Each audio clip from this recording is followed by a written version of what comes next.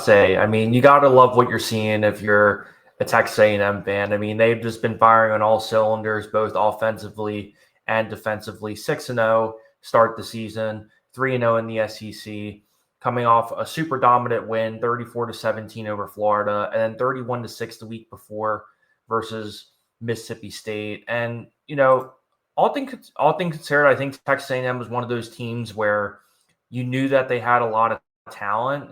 It was just a matter of, can they really put it together? And all things considered, I mean, they really have. I mean, even when I go back to that Notre Dame game and just think to myself how resilient they were throughout that entire game, and especially because, Notre Dame, they were coming off national championship appearance.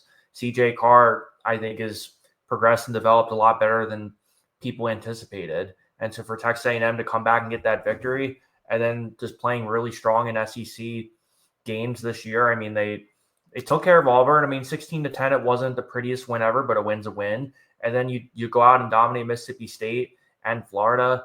I mean, you have to really respect and admire what they've been doing thus far this year because, when I look at this Texas A&M team, there's just so much to like. And I think even going to the season, one of the questions I had for myself was, what's Texas A&M identity really going to be? Because when I looked at this team, and Colin Klein, I think is a great play caller and somebody who I firmly believe is going to be a head coach sooner than later. But when they brought in Mario Craver from Mississippi State and Casey Concepcion from North Carolina State, there was a big kind of what if in my head to see how much would Texas A&M really throw the football. Because if you saw some of the recruits that they brought in, you would think that they would have been passing the ball a lot more than what they have. However, when you have Owens and Moss back there, I mean, it's just a great 1-2 combo because, at this point in time, and they don't really need Marcel Reed to really be a legitimate runner. And you do kind of see points in time where it would be kind of nice to see Marcel Reed use his feet a little bit more. However, he's not the type of guy that's going to take a lot of hits, and that's a good thing too when you have one of the best defenses in all of college football too. Because when you sit there and you say to yourself, here are just some stats. I mean, only giving up 19 points combined in that Auburn and Mississippi State game, one for 23 on third down, and it's just definitely says a lot about how far Texas A&M has gone, especially when you think about just a couple seasons ago, them having to fire Jimbo Fisher, and for Mike Elko to show up at College Station again, for him to really bring this together. I mean, this is the best start they've had since 2016. So it's definitely very telling and very fitting too. And this is the highest ranking they've had since 2021 in terms of, their season as well. And, I have to tell you, I mean, I think Texas A&M is a team that I think can be a legitimate national title contender. Now, are there still some question marks in terms of Marcel Reed? Yeah, I would say so. I mean, I think first and foremost, before I even get into this, let's just admit that Texas A&M was right to not go after a quarterback. I don't think they were going to anyway, but I think it was really smart for them to say, you know what, he had some growing pains as a freshman. He's bringing a couple more weapons for him. You still have Ruben Owens and Le'Veon Moss, who I'm not sure what his injury situation is going to be. As my understanding, it's going to be a couple games, so we'll kind of see what happens in that front. But most importantly, I think what I've seen differently from Marcel Reed this year than last year is I think it's taking less time for him to really get into a rhythm. And what I guess I mean by that is, can we all say that his performance definitely needed to go to another level in order for them to be in this situation? Yes, absolutely. But I think what Marcel Reed has done is he's done just enough to the point where you can clearly tell he is making progressions in his game. I think he's making better. I think he's definitely more of a better decision maker. I think he's just overall, making the throws that he has to, particularly in the short game. Do I think that there can be some more opportunities in some of the intermediate passing, those 10 to 15 yards type of plays? Yeah, I think there's definitely some promise there, and you can definitely tell that Colin Klein has been working with him pretty significantly over the past, off season and this season, and all that stuff is great. But, I'm kind of sitting there saying to myself, if the right defense can force Texas A&M to just keep taking those easy checkdowns, and then they can somehow shut down Ruben Owens, I think there could be a situation where Texas A&M could be a little bit more vulnerable. However, when you look at this defense, I mean, they've just been absolutely sensational this year. One guy that I absolutely love watching is Cassius Howe. I mean, just watching him come off the edge, and, especially when you think about all the great defensive ends that Texas A&M has had. I mean, Nick Scordon is a great example. He's another guy that, was absolutely making a living being on that edge and just absolutely just causing chaos throughout.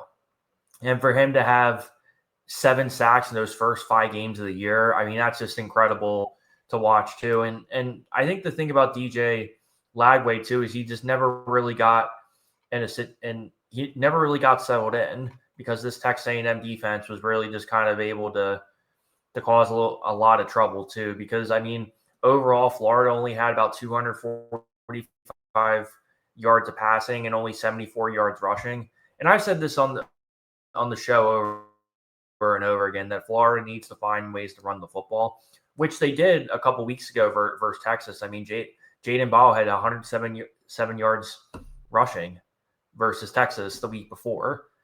And so for them not to be able to do that, I mean, yes, they're relying more on Duke Clark and Jacoby Jackson. And yes, it overall is it is definitely a younger rushing group. However, I think what this game really kind of speaks to is just how strong Texas A&M has been. And, when I go and look at the rest of the schedule, I mean, okay, you on the road versus Arkansas this week. And I'd say first and foremost about Arkansas, I think the one thing that they've proven is Arkansas is still fighting. They're always going to be a tough team to play against. I don't care if Sam Pittman's coaching. I don't care if Bobby Petrino's coaching. They're always going to be a tough team to play. Now, granted, the defense is still going to be a liability. I think they're always probably going to be a liability, at least for this season. But that could be a tricky for Texas A&M if their defense kind of has an off day. But aside from the Notre Dame game where he threw for over 300 yards, he hasn't had any other game over 300 yards. I mean, he's been definitely kind of more of a guy where he's kind of just being able to more or less just making sure that he's making the right decisions and not turning over the ball much, which he really hasn't. However, you can definitely tell that he's been gelling with Mario Craven. Hopefully Concepcion's okay. So there's definitely going to be some issues there.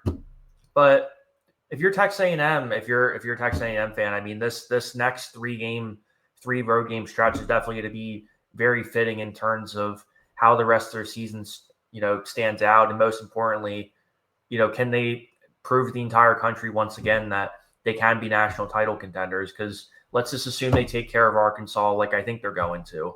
Then you go on the road versus LSU, who's going to play a really gritty Vanderbilt team the week before. Let's just say LSU takes care of Vanderbilt.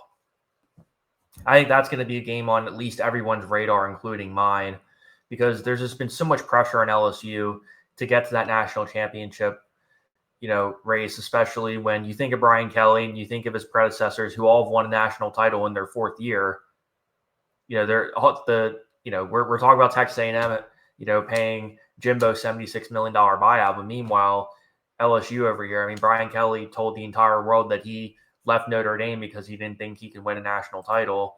And then a couple years later, Notre Dame gets the national championship game before Texas A&M does. So it's definitely pretty fitting in that regard in terms of all that happening. And then you face a Missouri team who I think fought pretty valiantly against Alabama this past week. And, I went on the record saying that I thought Missouri was going to win that game.